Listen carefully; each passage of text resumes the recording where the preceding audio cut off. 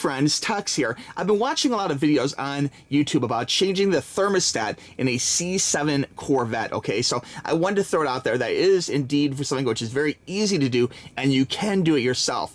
For me, this is how I got it with the whole housing, everything all intact. I know a lot of people will just get this part right here, and they'll push it in and clamp it into the housing, but you can actually buy it with everything brand new, and if you're changing it out, honestly, you may as well change the whole thing. You get a new little ring, which is right there, little gasket ring, okay, and the whole thing just pops in place. Now, one thing I do want to throw out there is if you're having problems where all of a sudden you're not necessarily overheating, but it's a situation where your thermostat is not like going up and down, you know, it's just staying at zero, it's not registering, that probably is causing your fans to go on high because the car's thinking, okay, it could be overheating, so we're going to go ahead and just, you know, cut the AC, and we're going to blast those fans to try and cool off everything as best we can, just in case we're overheating, because we can't tell because the thermostat's not working, you know. If that's the case, this is indeed a cure for a lot of those cars with that condition. Now, one thing I will add though is that if this is on there and if the coolant's not reaching the thermostat, it could be a situation where maybe you're just low on fluid. So before you take the step of actually changing this whole thing,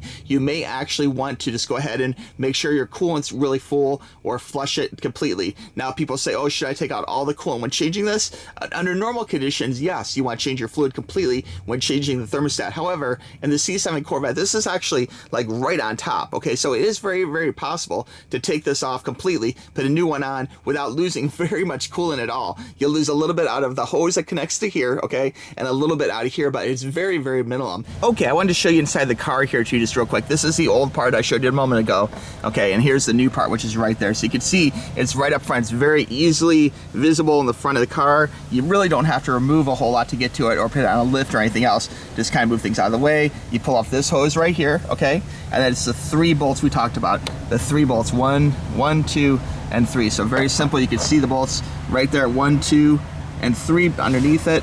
Little clamp, very easy to install. It's something you really can do yourself. I did just want to show this to you real quick and let you know this is indeed as simple as it seems. Again, we're talking about 3, 1, 2, 3, okay, bolts essentially, and it just pops right in place, pops out. It's a job you definitely can do yourself, okay? Consider it, save that labor cost, and do it yourself. If you guys have any questions about this, please let me know in the comments down below. I do have other Corvette videos of some things I've fixed and changed on my car, and other tips and tricks, etc., and products for cars, sports cars in general. But this is something which I just want to throw out there. This is something you definitely can do yourself. It's not hard. 3 bolts, guys.